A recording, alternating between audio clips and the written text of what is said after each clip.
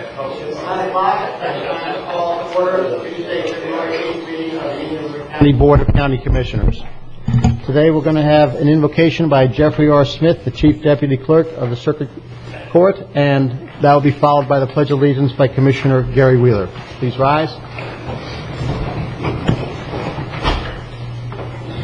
Let us pray. Dear Heavenly Father, what a great blessing it is to live in such a great area. Lord, as we meet today to deliberate your business, Lord, help us to always be mindful of your blessings and your wisdom.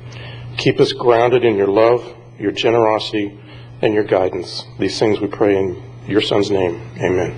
Amen. During the pledge, please. I pledge allegiance to the flag of the United States of America and to the republic for which it stands, one nation, under God, indivisible, with liberty and justice for all. Good morning. Under item 4, additions and deletions to the agenda, we have a request from Commissioner Davis, who's running late this morning, to add Pete Sharman under public discussion items. Are there any other additions or emergency items? Move to approve. I would only ask, what is the emergency, do you know? I think this is not an emergency, but this is an addition to the agenda. And I doubt there is an emergency, but I think he just wanted to give Mr. Sharman a chance to speak. Okay. So we have a motion from Commissioner Flesher, a second from Commissioner O'Brien. All in favor? Aye. Aye. Passes 4-0. Commissioner Davis absent. Moving on to presentations. We have a presentation this morning to Paige Woodward and a couple of women accompanying her for 211. And it's my pleasure to read that proclamation. Paige, if you'd like to come up with your directors, I take them to be. Am I allowed to take pictures? You're allowed to take pictures and you're allowed to come up, Lee. Don't be shy.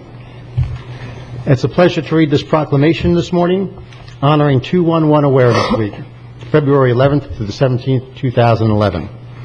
Whereas, many times when individuals and families need help with meeting life's basic needs and they are not sure where to turn to, and whereas 211 is an easy-to-remember, easy-to-use number recognized as the central linkage point in providing individuals and families with the information and support they need to solve their problems or just someone to talk to, and whereas Indian River County is fortunate to have a nonprofit agency, 211 Palm Beach Treasure Coast, that enables people to access information about, provides assessment for, and referral to community resources with telephone counseling for distressed callers, including suicide intervention. And whereas 211 is a free, confidential phone call available 24/7 with staff and volunteers who are here to listen and here to help, who last year alone assisted over 160,000 callers in need of information, assessment, and referrals to social services agencies.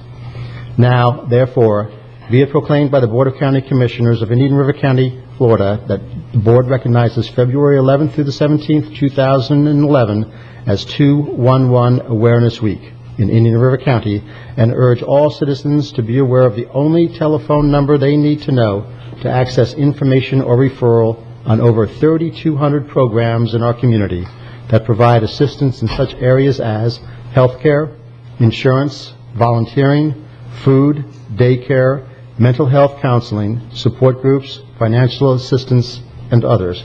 Adopted this 8th day of February 2011 and signed by all 5 members of the Board of County Commissioners. Good morning. Good morning. Good morning, and thank you so much. I'm Susan Booz. I'm the Executive Director, and you all know Paige Woodward, our community relations staff person who is out in the community making sure that everyone knows that 211 is available, and also making sure that we know all the resources so that we're making the best referrals possible. And I just wanted to share a couple pieces of information with you. 211 Palm Beach Treasure Coast is nationally accredited by 2 organizations, the National Information and Referral Services Agency and the American Association on Suicidology. So you've got the best program in Indian River County. We have served you for 5 years, and every year the call volume increases, but we still have a challenge to get the word out, and anything that the Commission can do to help us get the word out to our residents that 211 is available for them would be greatly appreciated. Additionally, I wanted to share some rather frightening or startling statistics with you. A heck of a way to start your Tuesday, but just to let you know that 25% of the calls that we receive are for assessment and referral, and by that it means that people are calling and they're not sure where to turn, and they have so many issues that they need somebody to talk to them and begin to help them prioritize what the issues are. So the calls that we're taking now are taking much longer, and that is because, I think, of the economy. People are more distressed and are finding it more difficult to address what's going on in their lives. We recently have had more and more people that have called us and said, I never thought I would have to reach out and ask somebody for help. And this is hitting all sectors. It's not just the low income, it's people like all of us. We had an individual who was a banker that called us and said, my bank is merging and I know I'm not going to have a job, and I have 3 children in private school, and I don't know where to turn, and I can't go home and tell my wife. He talked to us for a good half hour, and finally he said, I think I can go home tonight because I have my wife, I have healthy children, I have something to live for. And we were there for that man. We were there for the woman who is 61 years old, has a mother that's living with her that has Alzheimer's. The mother is going and walking through the house every night. The daughter, 61 years old, is not able to sleep because she's afraid her mother will get out of the house. She's very distressed. Her son works in Brevard County at the Space Coast and is some kind of engineer. But she said, I don't want to bother him with this because he's going through his own trials and tribulations. We were able to talk to her and help her realize that there was help out there. There were agencies that could support her, and got her connected with those services. The startling figures are related to domestic violence and suicide. We have seen a 33% for Indian River County, 33% increase in callers related to domestic violence, 33% from comparing 2009 to 2010. Suicide related calls are much more startling, 52% increase of individuals calling us contemplating suicide. The positive is that all of our staff are trained to handle these kinds of calls, turn the situations around. We have a wonderful relationship with the sheriff in this regard, and we appreciate the relationships that we do have here in Indian River County. Wanted you to know that we're here for the community, and appreciate this proclamation today. With me, as I said, is Paige Woodward and my board member, Lee Moore. Good morning. Just really quickly, this is not a warning, but I will be calling each one of you individually to arrange meetings together with Paige and Susan and myself, just to try to get your expertise on other places we can go for funding. Right now, the United Way is our largest contributor in Indian River County, and thank goodness for them. But we really do need to diversify, and we do have other funding sources, but we still need to keep working on that, to stay healthy. So thank you so much for having us today. Yes, thank you very much for what you do. The community appreciates it, and I know all the commissioners do. Thank you. Question. Thank you. Commissioner Wheeler has a question. Yeah, when you talk about a 33%, 52% increase in domestic problems and suicides, what percentage of the calls would that be? I mean, is it like In other words, to put a number with it, I mean, it could be 52% of 5 calls a year, it could be 52% of 5,000 calls a year. Right. For Indian River County, we're talking about receiving about 7,900 calls a year, and of those in 2010, 213 were suicidal individuals. And domestic violence? In the domestic violence, it was 28 calls, going from 21 calls in 2009 to 28 calls in 2010. Thank you. Sure. Thank you very much. Thank you. Did you want to come up and take a proclamation?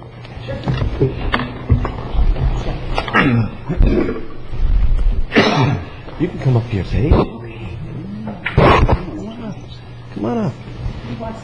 Come on up. You can come on up. Yeah, come on up. Where's the best angle here?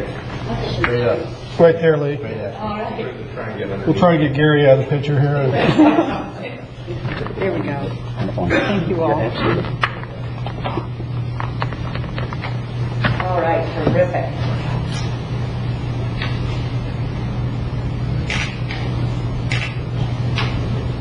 Thank you. Thank you. Thanks. You're going to look perfect with this background, trust me. So I thank you so much. Thank you. Thanks for your question. Thank you so much. Take right over. We'll be talking. Thank you again.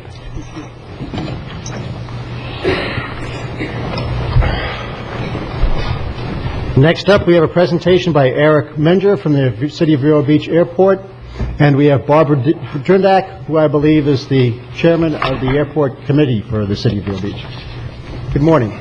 Yes, good morning, and thank you, Mr. Chair, for inviting us here today, and all the members of the County Commission. Good morning. Also, thank you, Mr. Blackwich and Mr. Baird. And I also wanted to thank Dory and Maria, who helped put this onto the computer, and Adam, who's sitting back there in the hidden window, who helped us put this presentation together for you. For the record, my name is Eric Menger. I'm the Airport Director for the City of Vero Beach Airport, and this is Barbara Derndak, who's the Chairman of the Airport Commission, with me here today. We can start the presentation. I'll go ahead and show you some pictures of airplanes, which I think is the most important thing we wanted to do here today. We'd like to welcome the community to an open house at the Vero Beach Airport. It's called Aviation Day, and we put it together every year. This is the 9th year, I believe, that we've done this in a row, and we've been very successful every year in bringing aviation to the community. And if I can click while I'm talking here, I can probably figure this out. Here we go. All right. Here's our little slide presentation. The picture that we're showing here today is the picture of the airport terminal building at the Vero Beach Airport.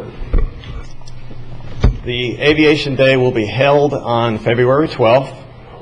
And this is last year's picture that shows the airplanes that were parked out there last year at Aviation Day. And it was a very cold day. I was glad to have this bomber jacket last year because it was probably in the 40s and it was windy, and I think our attendance was down to about 2,500 people. We normally get around 3,000 to 4,000.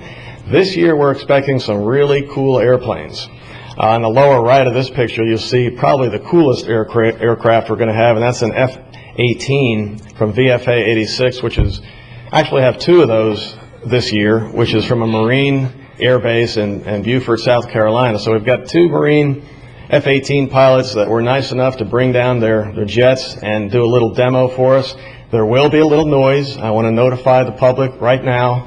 The F-18s are not quiet. There's going to be a couple of low passes. We'll probably have some excitement there for about 2 minutes, and then they're just going to park at the Vero Beach Airport, and we hope that everybody will come out and see those. They're going to be beautiful airplanes, and they'll be on display. No rides, I'm sorry about that, but there will be on display. The T-28 there that we're showing at the top of the picture is a World War II type of aircraft. It's actually was used by the Navy in training up into the 80s, and that's yours truly right there in the cockpit getting a brief by the owner of the aircraft, and that's just a beautiful airplane also. We'll have a couple of those T-28s that will be there for this event. The L-39 that's in the middle of the photo down there is a Blue Angel painted aircraft, but it's privately owned. It's an L-39 2-seater jet. Will be painted in Blue Angel, Navy Blue Angel colors, but it is not a Blue Angel aircraft. It's just there for fun. It should be a lot of interest in that. We have one of the largest helicopters in the world on display, MH-53 Sea Dragon. There's another shot. Douglas DC-3, which actually flies out of Fort Pierce and does mission flights. You may be familiar with Mission Flights International. Actually flew a lot of supplies down to Haiti during the problems that they had last year after the earthquake.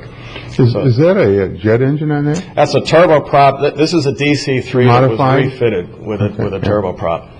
The other two DC-3s they have are the standard reciprocating engine DC-3s. It's an old, very reliable aircraft. Used to fly Eastern, and Eastern Airlines used to use this aircraft actually to fly out of the airport years ago. That's the nice thing about all these jets you're showing us. They don't have any lead in their fuel. The DC-3s do, I have to say, and the T-28 does too. But enough on the lead. Didn't mean to throw you off track. Fire tower. I don't want to go any further on that. The Coast Guard Dolphin will be there. That's a really neat little helicopter, high-tech helicopter used for search and rescue and all over the coast. Some T-34s will be showing up, and they will actually be doing a little formation flying. It'll look like that. And so we're hoping that everybody will come out. It's going to be a great event. It's an open house. We love to show people about general aviation and what it means to the community. The number 355 million sticks in my head because that is the economic impact from the airport in 2010, based on a Florida Department of Transportation study. $355 million from 2,000 jobs out at the airport, Piper Aircraft, Flight Safety, and others. It's the businesses that we support there that make it such a great community facility. It's not the airport, it's not the government, it's the businesses. CJ Cannon's, all those beautiful businesses that pay taxes and keep people in jobs. And we want to show some of those businesses at the airport this Saturday. So come on out. It's about aviation, but it's all about business as well. 9 a.m. to 4 p.m. this Saturday, $5 per person, $10 for your whole family to come out. You know, we won't check IDs, cousins, in-laws, whatever. If you want to bring in your family, it's $10.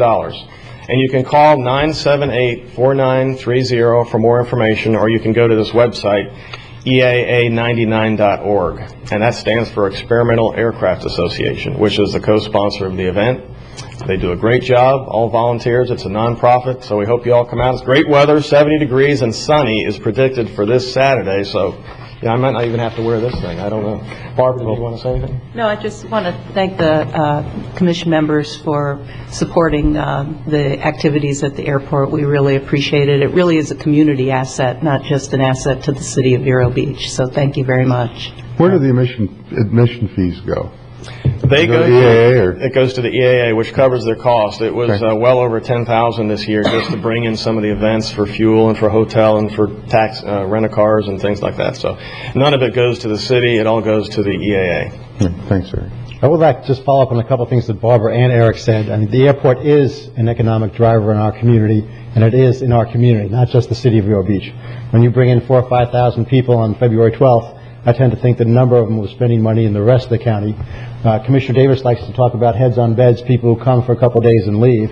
Well, Flight Safety has hundreds of students who come for weeks at a time, get per diem allowances, which they spend in our community, and then leave. And some of them leave with fond memories, and they come back and vacation here. So without the airport, things would be a lot quieter in the city of Vero Beach. And that's meant to be more than just a bad pun. That's true. And It was a bad pun. Yeah. Well, that too. Agreed. Thank you. We want a little noise. Yeah. Yes. But thank you very much, and I wish you every success on the 12th. Thank you. Thank you. Thank you. Thank you. Moving on to item 6, approval of the minutes. Are there any changes to the minutes of the regular meeting of December 14th? Move approval of the minutes. We have a motion from Commissioner O'Brien to approve the minutes of December 14th, a second from Commissioner Davis. All in favor? Aye. Passes 5-0 now with the presence of Commissioner Davis. We have a couple informational items, and we'll move on to 8, consent agenda. B, Bravo. I'm sorry, Commissioner Flesher, pulling B, and Commissioner Wheeler, did you want anything to pull? F? Anything else to be pulled? Move to approve as amended. We have a motion to approve as amended from Commissioner Davis, a second from Commissioner Flesher. All in favor? Aye. Passes 5-0. Commissioner Fleischer, item B. Yes, Mr. Chairman, thank you. I believe we had to pull that for a supportive vote and selection. Okay, we have the Indian River County appointments to the Economic Opportunities Council. Mr. Chairman, I move Anjani Cirillo. I second that. We have a motion for Anjali Cirillo from Commissioner Davis, second from Commissioner Fleischer. Any other nominations? There being none, we'll close the nominations. All in favor of Anjani Cirillo? Aye. Passes 5-0. Thank you. Moving on to item F, Commissioner Wheeler. Yeah, a couple of questions and an observation, but this is about the environmental study for the property swap between the city of Vero Beach and Indian River County. First, in the first paragraph, first page, it said that this is required, and then in the second part, where it said generally required. And I just wonder, is this just kind of a technicality that the state and federal government want to tell us that we need? This property's been there for years and years and years and years, and nothing's changed. Did they find out something where there's pollution or potential pollution on this property or something? We need to spend $2,850 to do a survey? Chris Morrow, Public Works Director.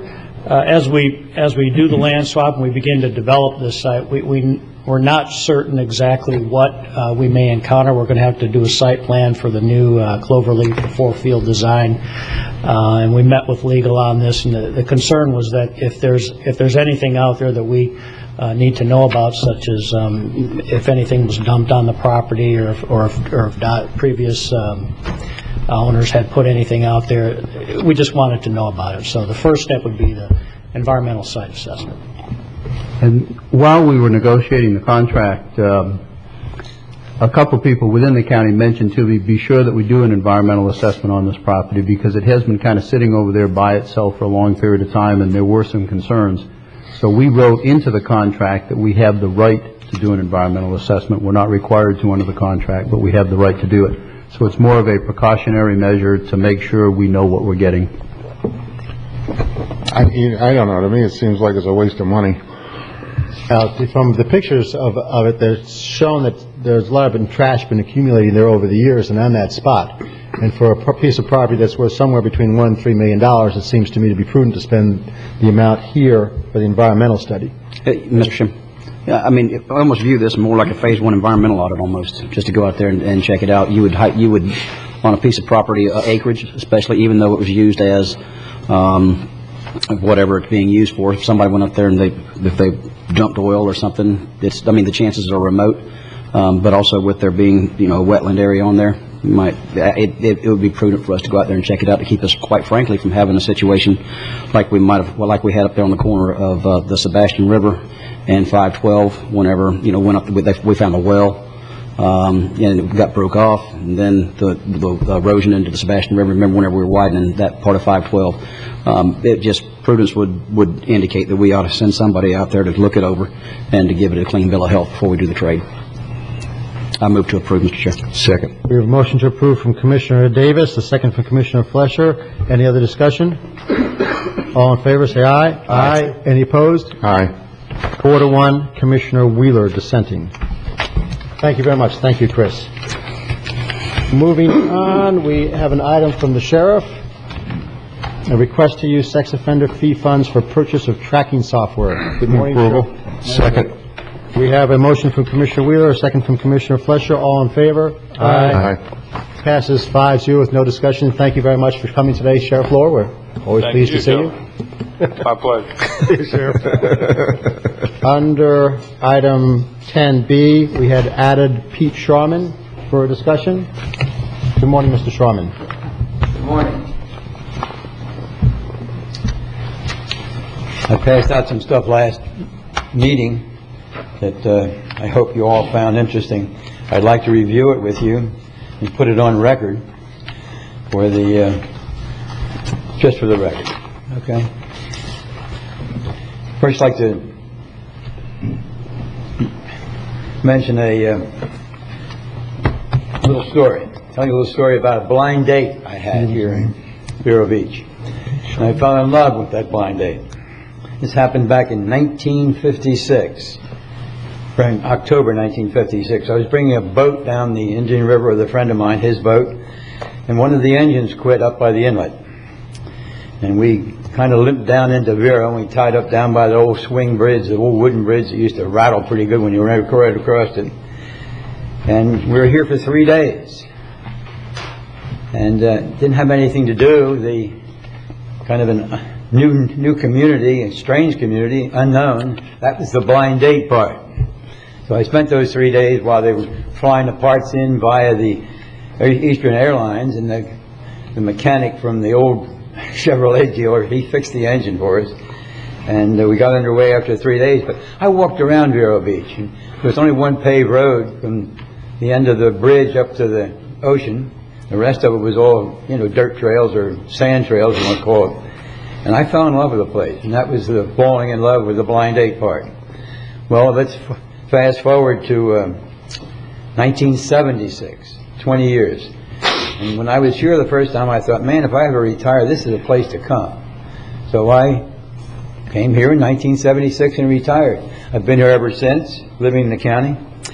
And it was a paradise then, and it's a paradise now. And let's see if we can't find a way to keep it a paradise. So let's go review some facts, okay?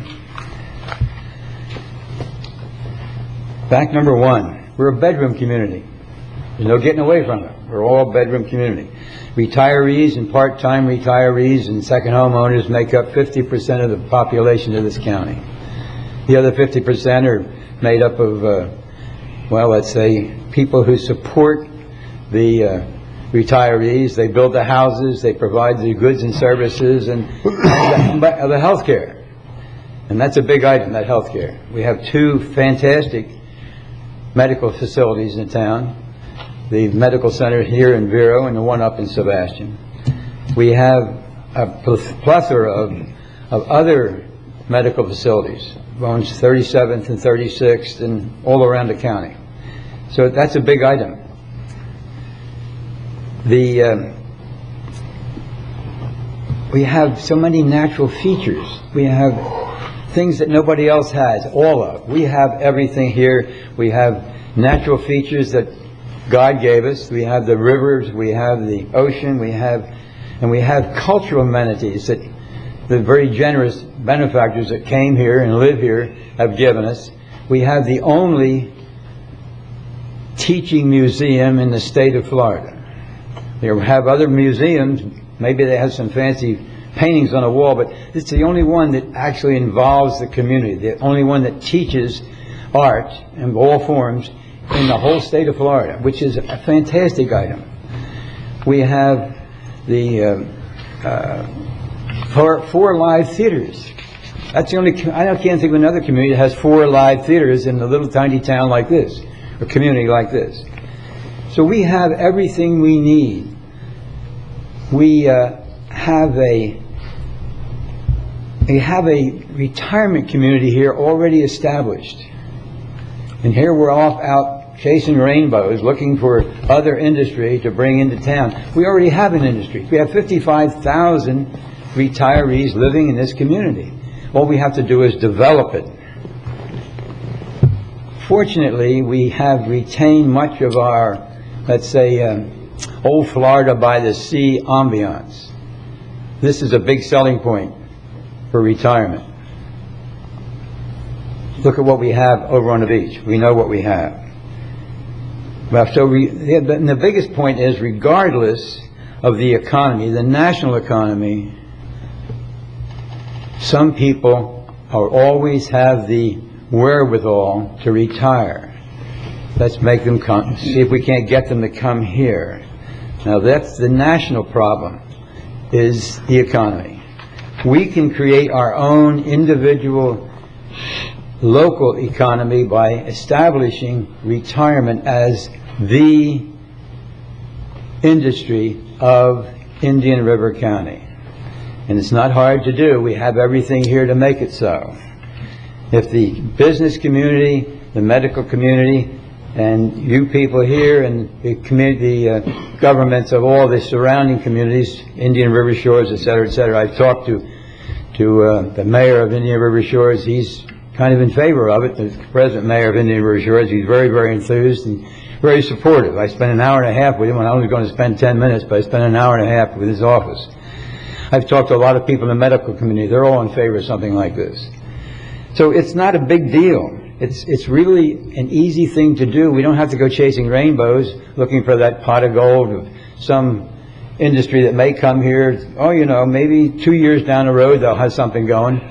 This is here now. We've got it. Why don't we develop it? And I think that's my message to you today, and I think you people can do something about it. Thank you very much. Appreciate it. Thank you. Well, by the way, Commissioner, that is an emergency. We got a lousy economy here, and we need to do something about it. So it is an emergency, okay? I think what you said is interesting. I think they've already, I think we've been along that route for a long time here, establishing what you want. But I also think that other economic development is important also, and more sustainable. More sustainable than retirement. People are always coming. You got to give a constant flow of retirees. People are dying every day. Thank you very much, Mr. Shorman. We'll move on to 10C, public notice items, and I'll let Mr. Plotkwitz read this one. Well, this is actually a notice of postponement of the public hearings that were scheduled for tonight. One was the Points Development LLC's request for vacation of the Miramar subdivision plat, and the other is the Points Development LLC's request for vacation of a portion of the replat of Fred R. Turk Drive Extension, and these will be rescheduled at a future time. Thank you very much. On to item 12A1, and I know that this one is near and dear to Bob Keating's heart. He brought us National Stabilization Program 1 and 2 with great fanfare, and he is now here to introduce a consideration of applying for Neighborhood Stabilization Program 3. Bob, lead us on. Thank you, Mr. Chairman. I am Bob Keating. I'm County Community Development Director. And at the last meeting, I warned you that I would be coming before you to discuss an opportunity for the county to accept a $1.5 million grant that's already been allocated to the county under the Neighborhood Stabilization Program. This is the third round of the Neighborhood Stabilization Program, so this program is known as NSP 3. Now, we did not get funds from NSP 2, which was really had larger allocations and focused a lot on nonprofits. But we did get funding under NSP 1, and we've been allocated money under NSP 3. Now, overall, the Neighborhood Stabilization Program was created to address problems caused by foreclosures and also to stabilize neighborhoods where foreclosed properties are vacant, they're deteriorating, and they're bringing down the property values in neighborhoods.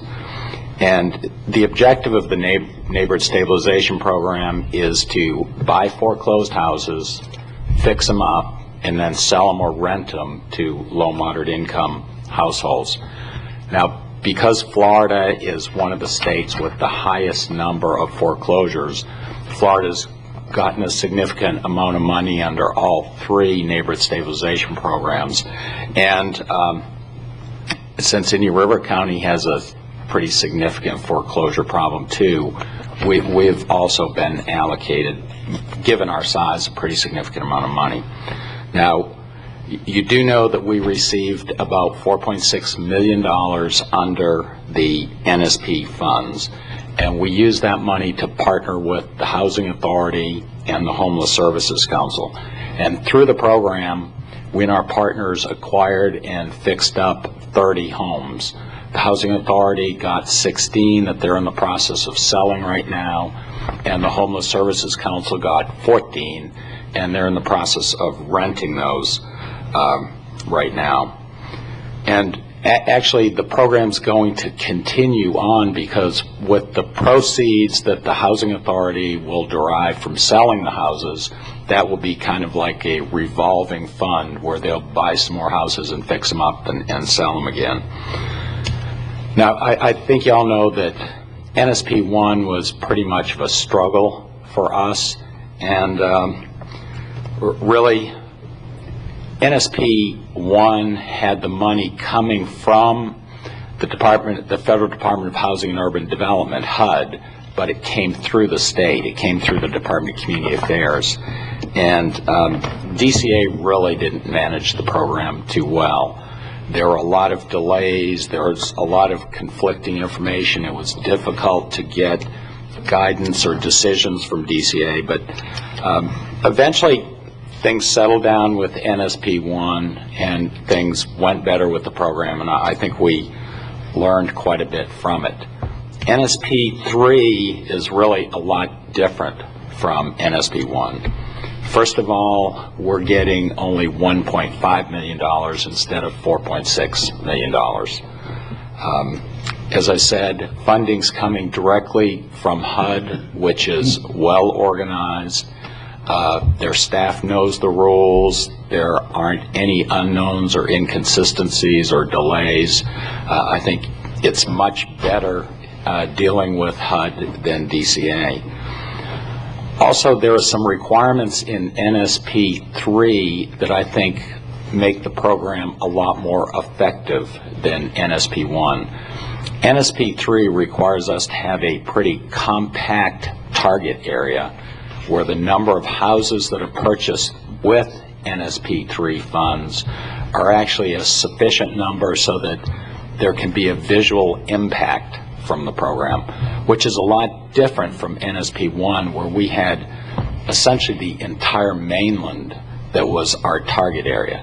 Here we've got to compile a lot of information, we've got to do analysis, we've got to show that we've got a target area that's structured to really make a difference. Now, staff proposes to administer NSP 3 a lot different from NSP 1. First of all, we've learned enough that we propose to manage it in-house and not use a consultant like we did for NSP 1. We're also proposing to target the Oslo area, where the houses down there were built a lot smaller than in, say, the Sebastian Gerlich Estates area that really we purchased the most houses with NSP 1. With smaller houses and lower prices, we can buy more houses and actually do more to make a difference in stabilizing the community. We're also proposing to work with Habitat this time that really didn't want to participate in NSP 1. And Habitat brings some advantages to the table. One is they can do rehab a lot less expensive than other organizations. They get donated appliances, they use sweat equity. So besides having lower prices in the purchase of the houses because they're smaller than a lot of the houses that we bought under NSP 1, we can probably do the rehab at a fraction of the cost and we can get more bang for the buck. With NSP 3, we have the same requirement we had with NSP 1, that 25% of the funds have to be focused on very low income. That's less than 50% of the median. The way we met that with NSP 1 was the Homeless Services Council used that money to buy houses that were used for rental for very low income households.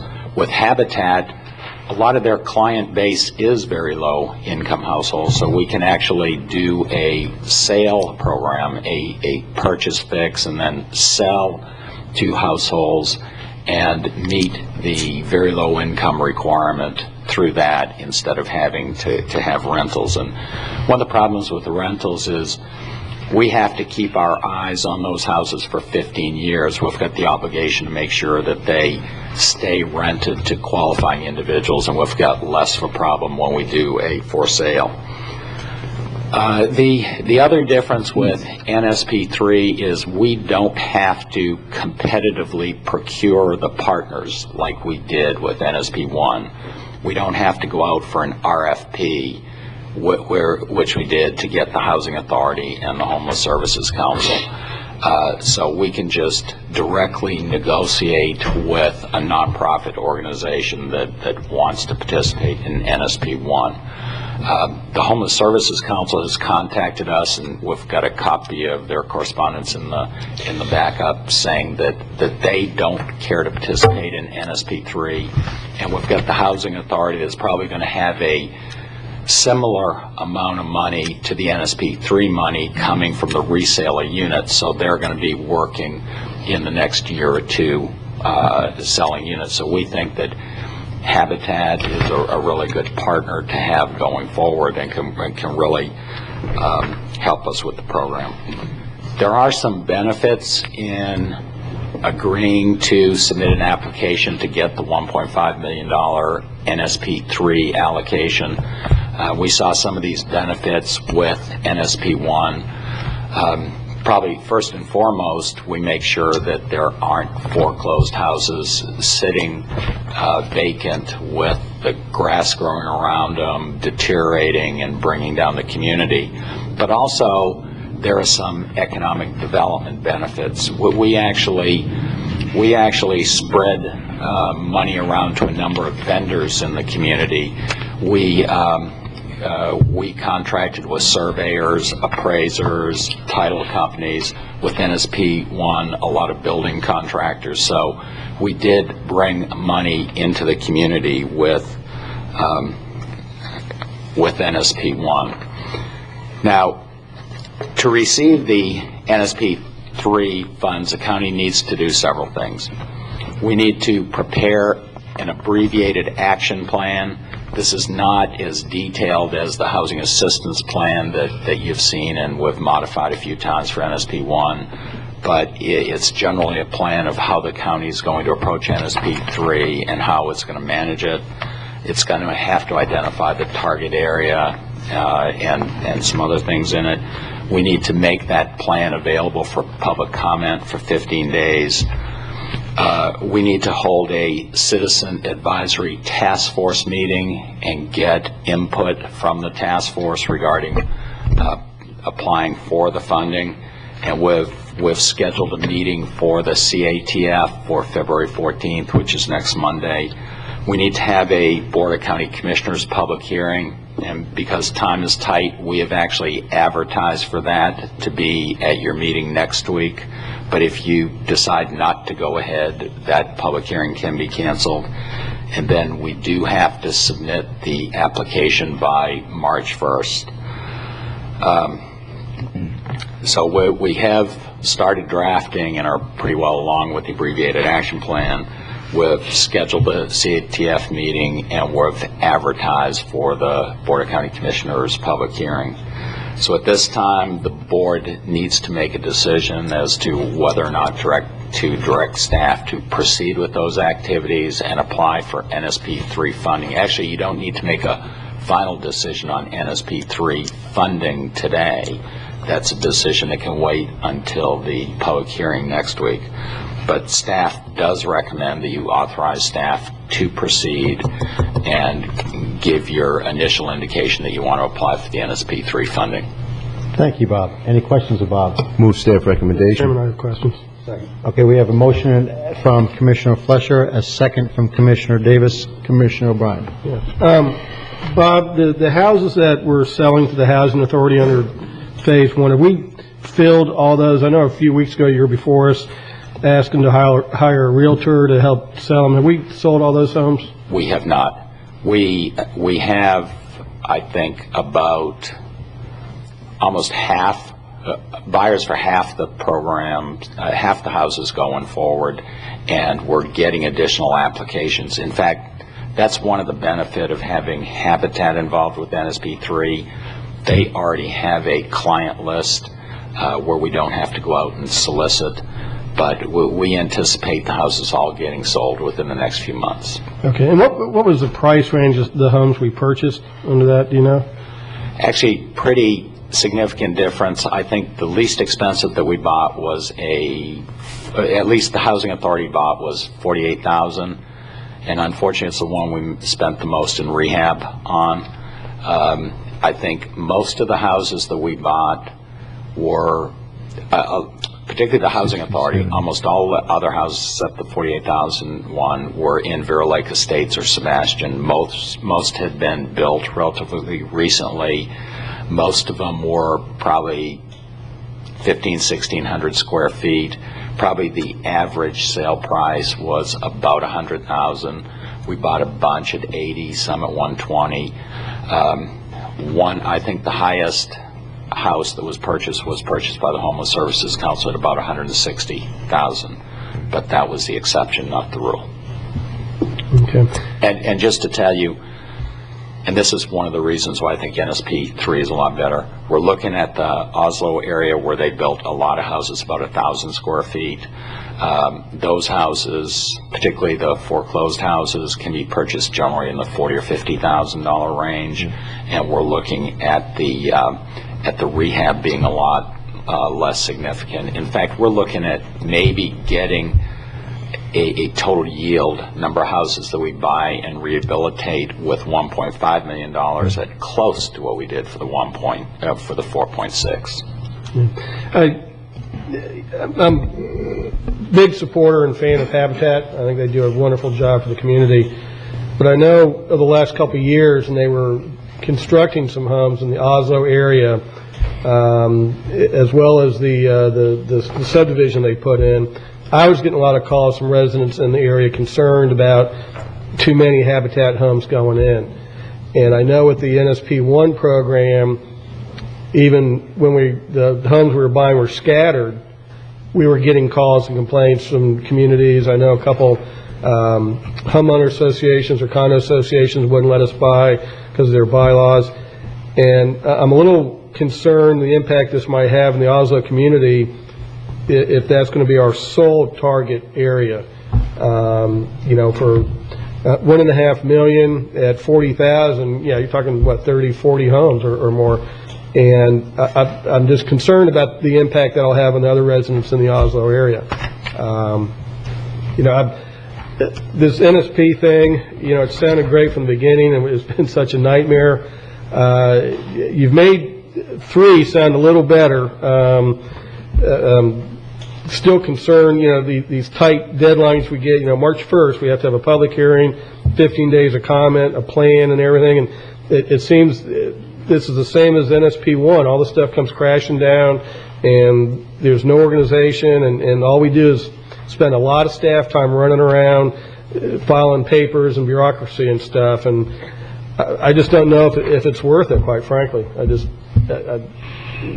concerned about the target area being all in the Oslo area. You know, maybe if we could have 2 or 3 target areas for that many homes, but... Let me just say, maybe I misrepresent a little bit. It's not just the Oslo area. Generally what we're doing, and HUD has provided a tool, a mapping tool that we've used, and you can use that mapping tool to identify a geographic area on the map, and with that tool, it provides a number of houses that have been foreclosed there, number of REO houses, number of houses you need to actually make an impact. So you can do what ifs with this tool to try to draw a target area small enough to make an impact. I think we're probably going to be limited to 1 target area, but the target area that we drew on the map really goes from Oslo Road down to the county line, and it goes from the railroad tracks over to 27th Avenue.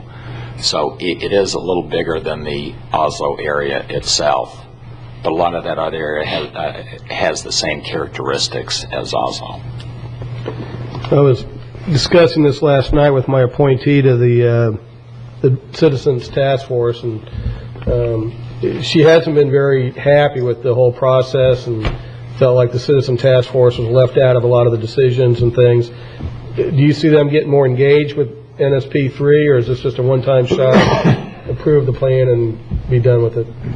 They probably won't be too engaged. As a matter of fact, if we go as we proceed, as we proposed, and Habitat is our partner in this, Habitat's going to be like the Homeless Services Council. They're going to be a developer, as opposed to the Housing Authority that was a sub-recipient.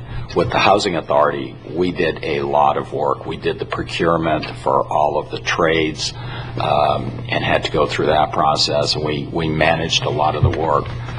With the Homeless Services Council and with what Habitat would be doing as a developer, it's pretty much they get the responsibility of running most of the program, and we manage it. We manage them, but we don't have to do the procurement. We don't have to go out for RFPs for surveyors. We don't have to do bids for rehab contractors and all the rest. So actually there's going to be less involvement of most parties, of the county itself, county staff, and the CATF.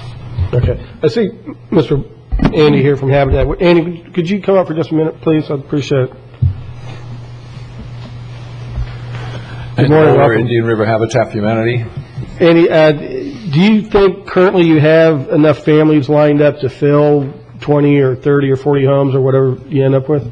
Yeah, we certainly do have a waiting list of somewhere in the order of 30 families, or close to 35 that are working through on their sweat equity at this moment. If I just might backtrack a couple of years here, obviously since the downturn in the market here, Habitat has gone from building 30 homes a year from scratch to doing about 2/3 of our homes from scratch. 1/3 have been either foreclosures or distress selling remodels. And so we've been doing this for the last 2 years since the market downturn. We started buying homes in and around the target area described, but not just the area where we've built new home construction in Oslo Park.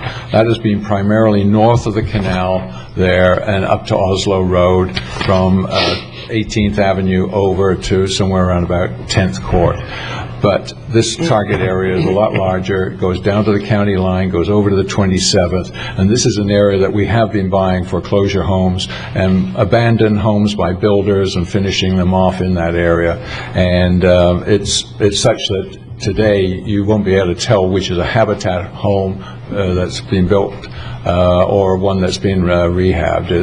They're scattered all around, and we feel that our board feels that for the next couple of years we'll be continuing this same mix of new home construction as well as buying foreclosure rehab homes. So we don't see a problem in obtaining the homes, and as far as putting families in here, we also have got a larger market to shoot for. As you know, historically we've been taking families in the 30 to 60 percentile. We've expanded it to 30 to 80% of AMI, and this program will allow us even to go up to 120% of AMI.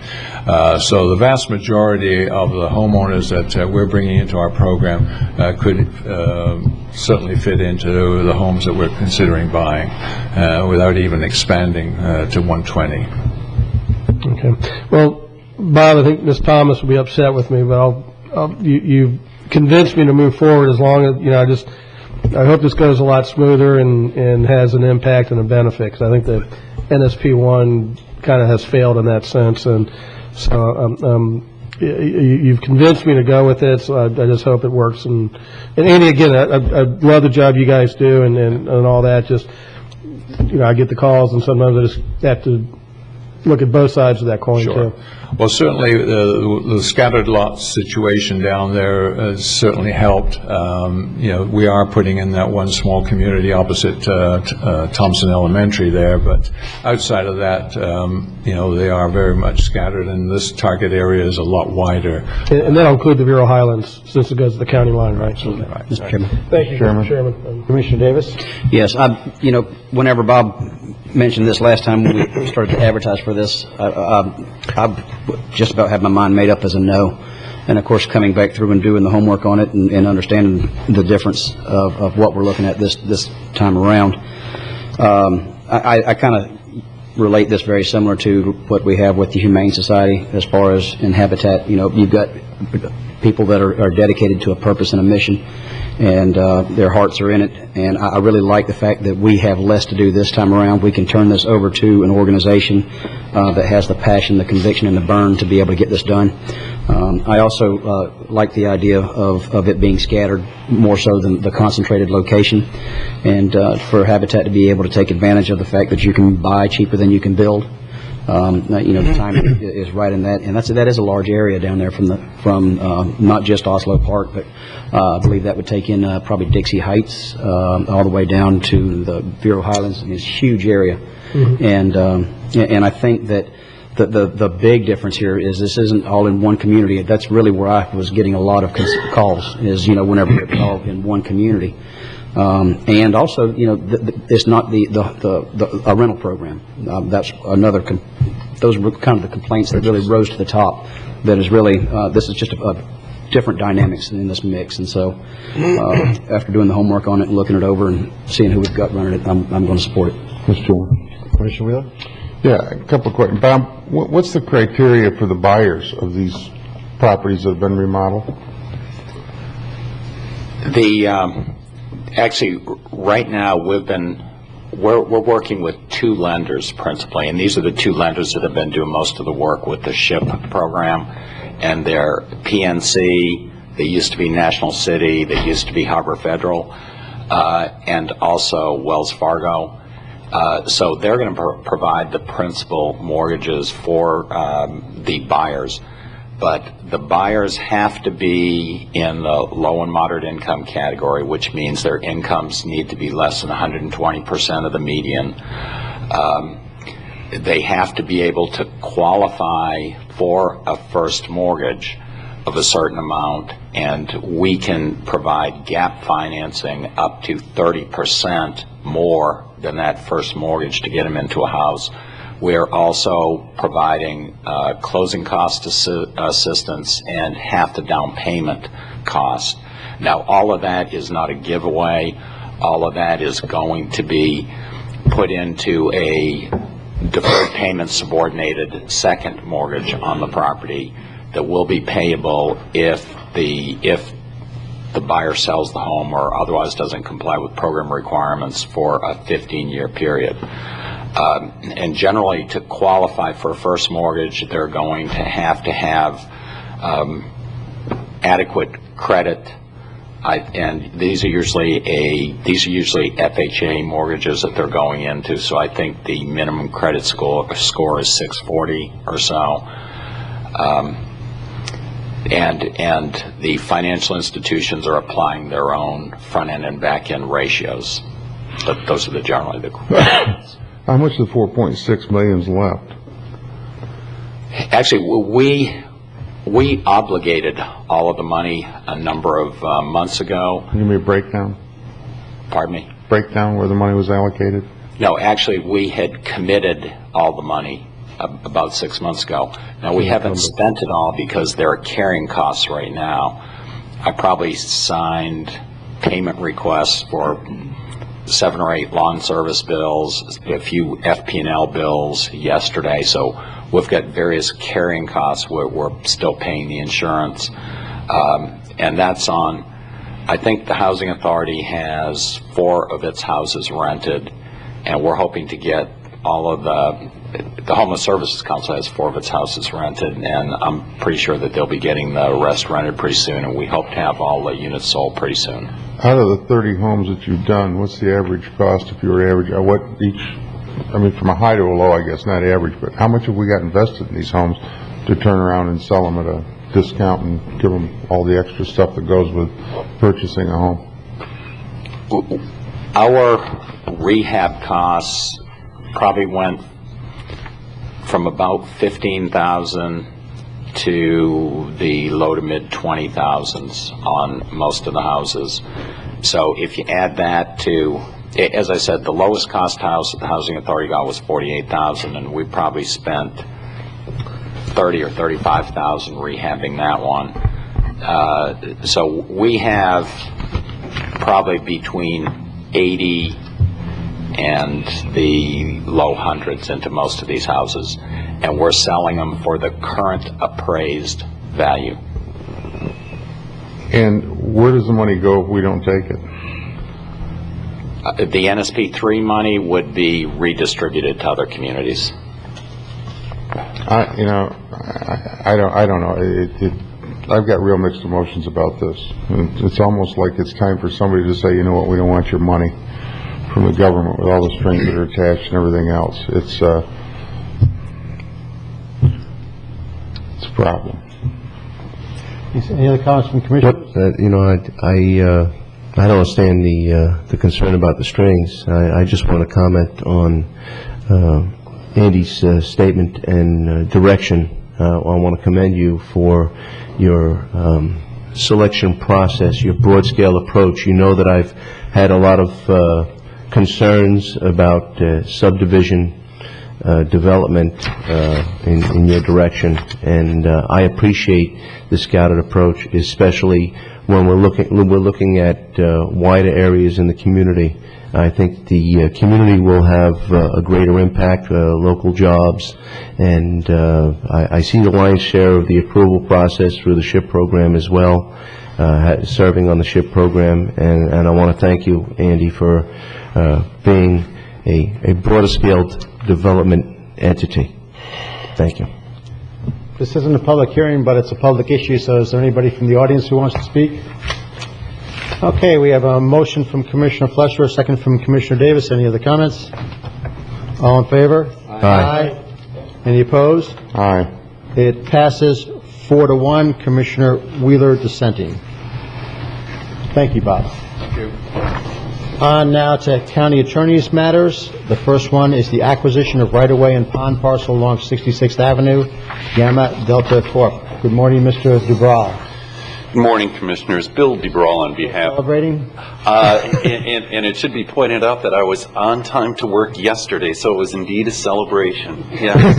Unfortunately, I will not be able to make the victory parade today slated for Lambeau Field, but school is canceled for this afternoon for Green Bay, so the kids can go. We should feel good about that. Well, you are closely monitoring this situation. The kids, I'm sure, are very pleased. Local governmental offices, are they closed as well? I wouldn't be surprised. On with the acquisition. On with the acquisition. Today we're taking a look at a purchase of better than 12 acres of right-of-way along 66th Avenue between 41st Street and 45th Street. All of the parcels are owned by Gamma Delta Corporation, and you can see the various parcels there outlined in yellow. The northernmost parcel is currently in hay production. This area is all zoned agricultural, up to 1 unit per 5 acres. If you take a look at the southern part, that is also in hay. There are no improvements on the property. There are no fences on the property either. The other 2 parcels in the southwestern part are in ornamental palms. As I said, the county needs to acquire about 12 acres of property. You take a look at the right-of-way map that we have here. This is along the bottom parcel. The bottom part is the Gamma Delta property. We will need to acquire right-of-way not only for 66th, but also right-of-way along here for 45th Street, 41st Street. The pond, as cited here, will be moved over to a more central area, as I've drawn roughly in there. We will be purchasing 4 parcels in fee simple. Those will be the right-of-way or the road construction parcels. The pond parcel will be a perpetual drainage and access easement for the county. It will be a joint use pond if at some time in the future Gamma Delta or a subsequent purchaser would want to come along and develop the property for one reason or another. They would be able to either move the pond elsewhere, expand on the pond, subject to our drainage rights and subject to our approval of the property or of the new configuration as well. Gamma Delta has offered to sell us the property at the Cherry Lane cattle price that we've been paying up and down 66th Avenue of $55,600 per acre for the 12 acres necessary. The total purchase price for the property would be $671,258.80. There would be the attorney's fee that Mr. McGuire has asked for all along of $50,344.38. That's 7% of the purchase price.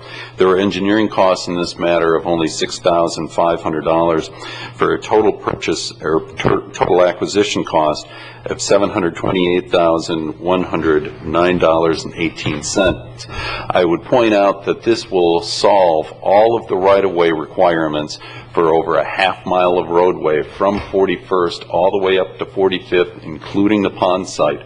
So this would be an important acquisition. Staff is recommending approval of the purchase and sale agreement. There is a leaseback clause in here. It would be for a year of time. As I said, the use is now agricultural. It would allow them to continue their agricultural use. I don't know how much of a fair market value could be placed on the agricultural use at the end of the one-year period if we do not begin construction of 66th Avenue. I think that's something that we will have to wait and see at the end. Most commonly in agricultural uses like this, it's a percentage of whatever crop is raised on there rather than a yearly fee for rent. So if at the end of the year we aren't ready to go and we do need to negotiate a lease, the owner, Mr. Giovantes, has been very cooperative with the county, and I see no trouble in negotiating some fair market value as far as the lease is concerned. If you have any questions, I'd be happy to answer them. Any questions for Mr. Dubreuil? Chair will entertain a motion. Move to approve staff recommendation. We have a motion to approve staff recommendation from Commissioner Davis. I'll go ahead and second it. Any discussion? All in favor? Aye. Aye. Any opposed? Passes 5-0. Bill, thank you very much. Thank you. Next up, we have concealed weapons in counties parks item. Yes, Mr. Chairman, currently our Indian River County Code in section 205.03 says that no person shall carry a gun in any park or recreational area without a permit from the county. That, I was asked to take a look at that provision specifically to answer the question of whether that provision was in conflict with state law. State law basically says that the whole field of regulation of firearms, including possession and transportation of firearms, is preempted to the state of Florida, and any existing county ordinances which are contrary to that law are declared null and void. And there's another provision of state law which deals with concealed weapons permits, or licenses as they're called under the statute, which basically, as most of you probably know, the state can issue a concealed weapons license to people who meet certain qualifications. And then the state statute says that if you have that license, you can carry your gun anywhere except, and there's a list of places where you cannot carry the weapon. And county parks are not among that list where you cannot carry the concealed weapon. Therefore, the way that state law lines up is if you have a state-issued concealed weapons license, you can carry it in a county park. For that reason, our ordinance is contrary to state law. Under Florida law, that really makes the ordinance unconstitutional because we cannot have an ordinance which is inconsistent with state law. So I was asked to look at that question. I did look at that question. I reached that conclusion.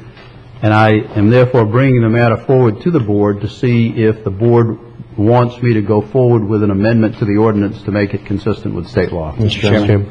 Commissioner Davis. Yes, this was brought to me by a citizen that whenever it was brought forward, I was the person that asked Alan to look into it, if he would, and just give me his opinion on whether or not our ordinance is in fact unconstitutional according to the state statute now. And whenever he came back, he said it appears it is, and then asked what would you like to do with it, and I said, well, either my matters or his matters. It didn't matter. I said, but if we have something that's not in line with the state constitution, or state law, we should probably address it, and so he put it on there. And therefore, that's how it got here. I just wanted to make that clear, and how everything came to fruition. And with that, I move we put our We have ordinance. a bunch of people want to speak. I'm good with that. Second. Well, Of course, I move we have our ordinance in line with state law. okay, then we have the motion from Commissioner Davis, the second from Commissioner Fletcher, Commissioner Wheeler. No, I agree with that. And in fact, I've read some stuff recently where the legislature, the House and the Senate, are both proposing a bill that would create penalties for elected officials and boards that do not adopt this. So, and I agree with it wholeheartedly. It belongs with the state. I know I came down in the 70s, you got a pistol permit or a concealed weapons permit. It was good for the county you lived in. In some cases, the city you lived in.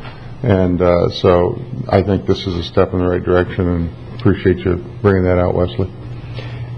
Any comments? No, we need to be within the state constitution, and I agree with what everybody said. We have a motion from Commissioner Davis, a second from Commissioner Fletcher. All in favor? Aye. Any opposed?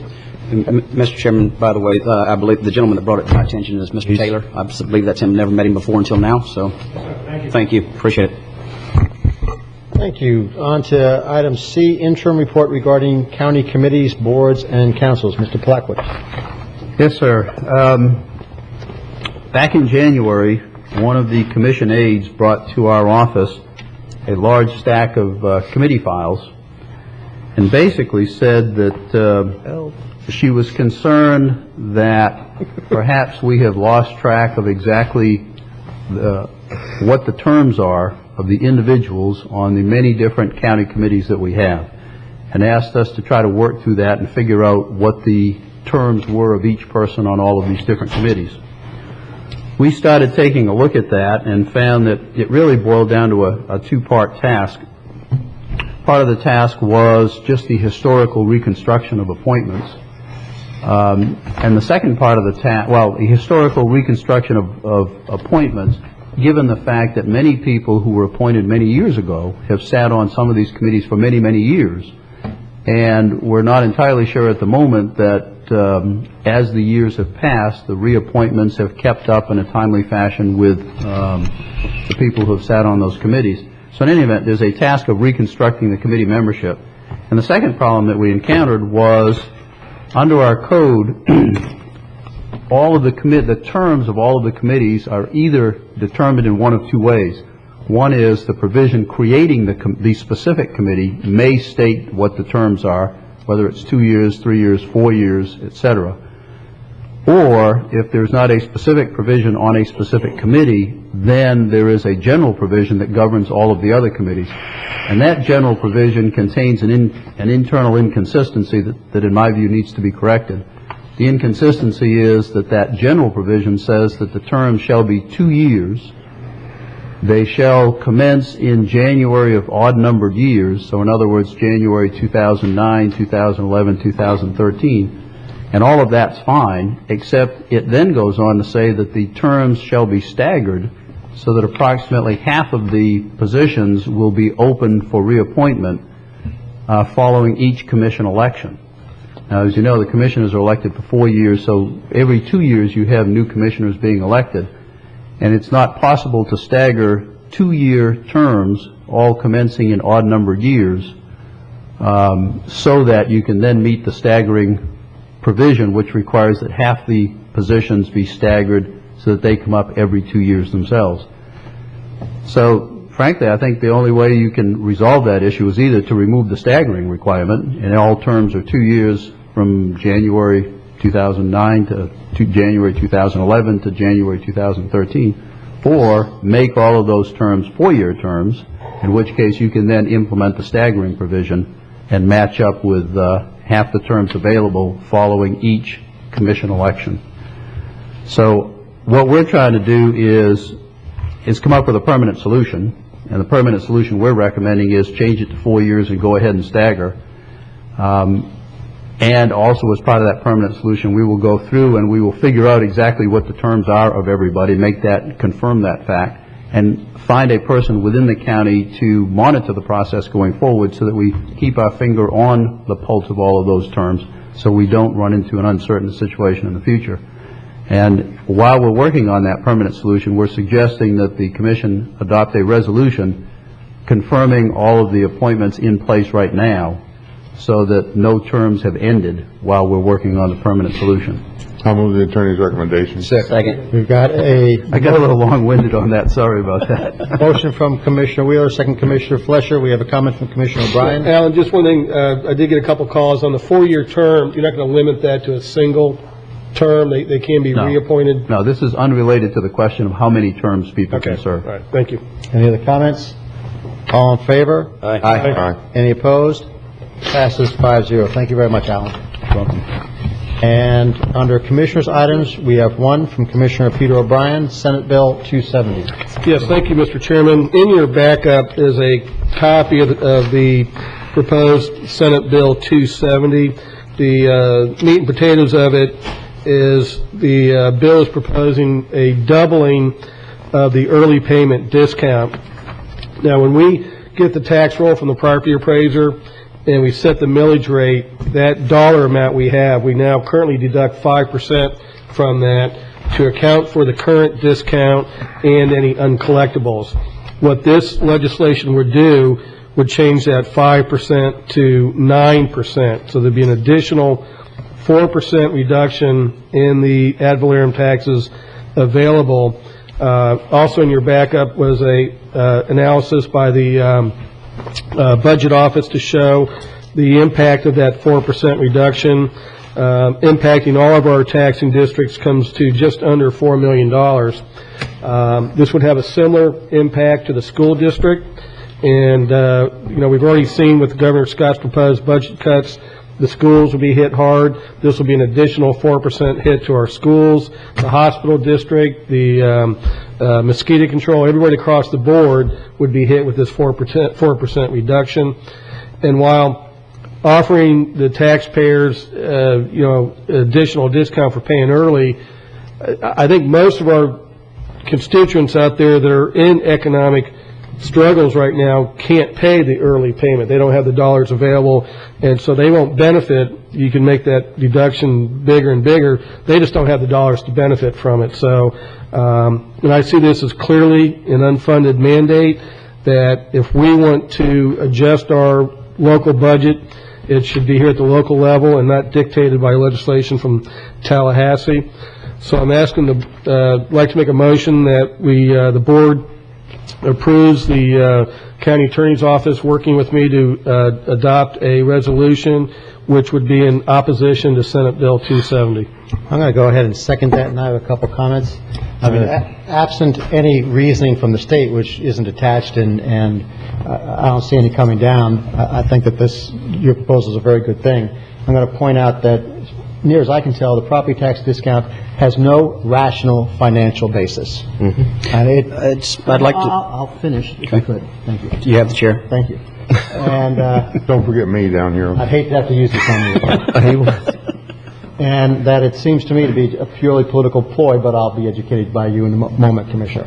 The state, I believe, should clear its own Orgian-like stables before it starts interfering with the county, which is a point that Commissioner O'Brien has made. To me, when you look at this, the beneficiaries, again, as Commissioner O'Brien said, those of us those who are in the lower income stratas aren't going to be able to pay early, but those, and I include myself in that, who are fortunate enough to have some cash in the bank would. So my benefit, I have about $10,000 in property taxes. My benefit moved from $400 to $800, which is an incredibly better return that I can get on something like a 3 months CD. So this is the benefit, the better off and the landed. And in reality, if we cut off another 4% off our budget or a proportion of it on one end, there's going to be a tendency to try to raise the millage rates on the other. So the impact of this is effectively regressive. And that ought to be understood. So, I mean, I benefit from it, and I'm happy to, once in a while benefit from the tax, but understand that this is at the expense of those people who cannot afford it. So for those reasons, absent again being better educated by somebody else, I'll be supporting Commissioner O'Brien's move. And For the most part, you're correct. However, I think that most governmental agencies do not quite have their financial affairs in order like Indian River County does. For example, and it's not a slight, it's the way it is, I guess. The school district, for example. Whenever I was on the school board, we did tax anticipation notes. And what that meant is whenever the fiscal year, of course, it starts September 1st. And, of course, the ad valorem tax bills don't start coming in until November. And so you had that gap in between there, and quite frankly, even the lion's share didn't start coming in until after the first of the year. And so it's not uncommon for other municipalities to do a tax anticipation note to be able to, they actually borrow funds in advance of the tax bills coming due later on in the year. So when you look at it, just about the 4% reduction, and if that would entice more people to move forward, it's not a wash, believe me. I don't think they're borrowing it at 4%.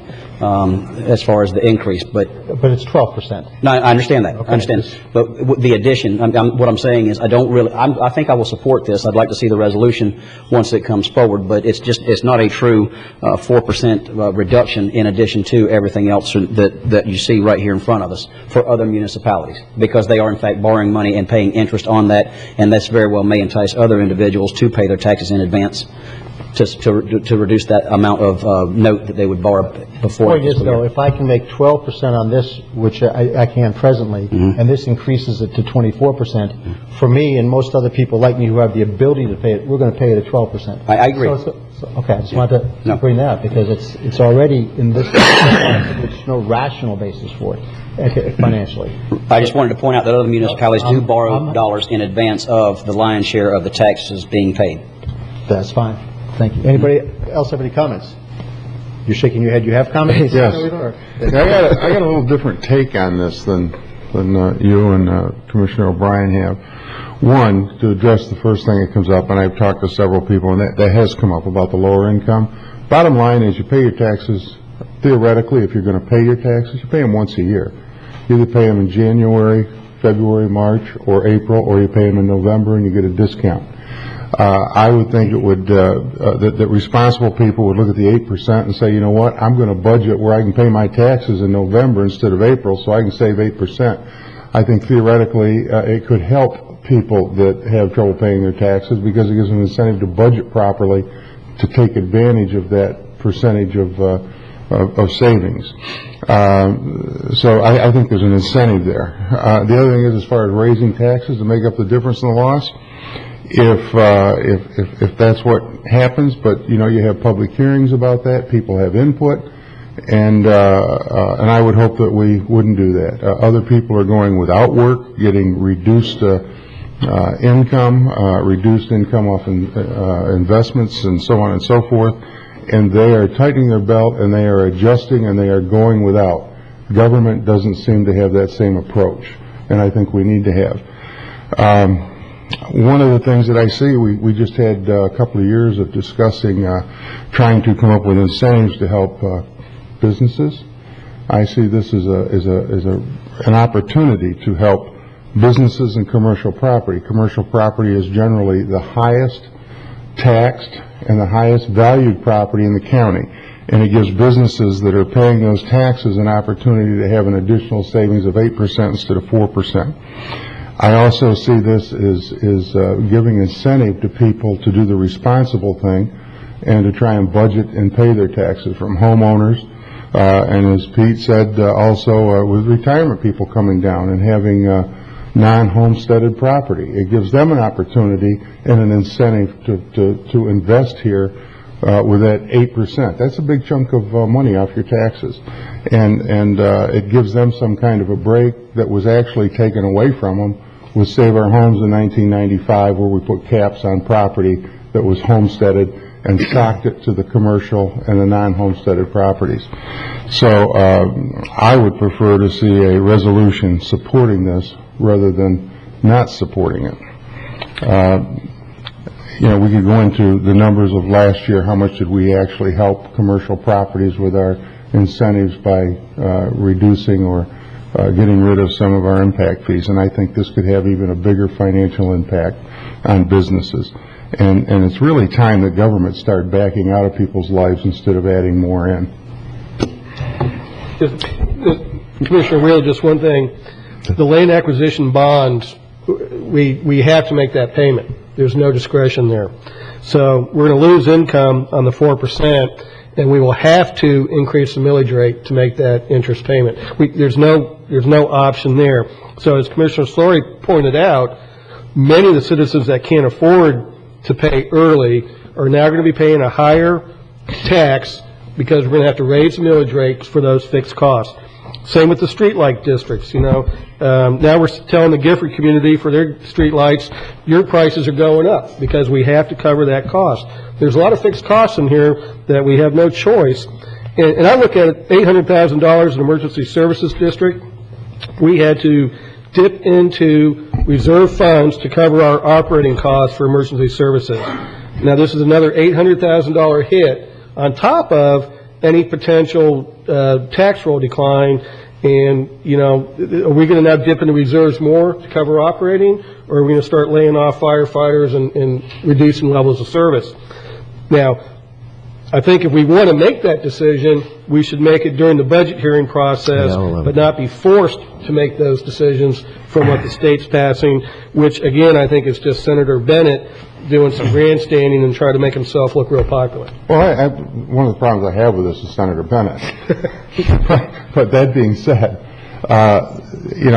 two things. One, I try to sit here and look at these questions as they come forward on the benefit of the taxpayer, not on the benefit of what's good for government. And I realize somebody could make the argument that they're intertwined. The other thing is, average streetlight district, if somebody's going to save a couple $100 in property taxes by getting an 8% decrease in their streetlighting district, then I don't think the streetlight cost is going to go up more than that, or even as much as that. So they still come out a winner. So I think that this gives some breaks to the non-homesteaded and to the commercial properties and stuff that they don't get. And they've been carrying the burden in Florida big time since '95 when Saver Homes went into effect, which is a constitutional amendment. And and at any rate, I still disagree. I think this adds incentive for people to, if I've got to pay my taxes, I'm going to do everything I can to pay them and take advantage of an 8% discount, which particularly today gives me a much better return than anything else out there other than high-risk stocks and investments. Mr. Chairman, thank you. Commissioner O'Brien, this is something that will come back next week, and then we'll go forward up the following? That or maybe first of March meeting. We only have one more left in February, and we'd have to get it done on the agenda by tomorrow. So we'll probably bring it back the first meeting in March, which would be the March 1st meeting. I only needed one more thing to do this week. The reason why I'm saying that is I would, too, also like to see it before it goes forward. I'm going to support this movement for a resolution. It's interesting to hear the debate about those who have and those who are trying to budget as opposed to those who don't have and can't possibly budget for November. And I will say that I probably fit in that category more than the others.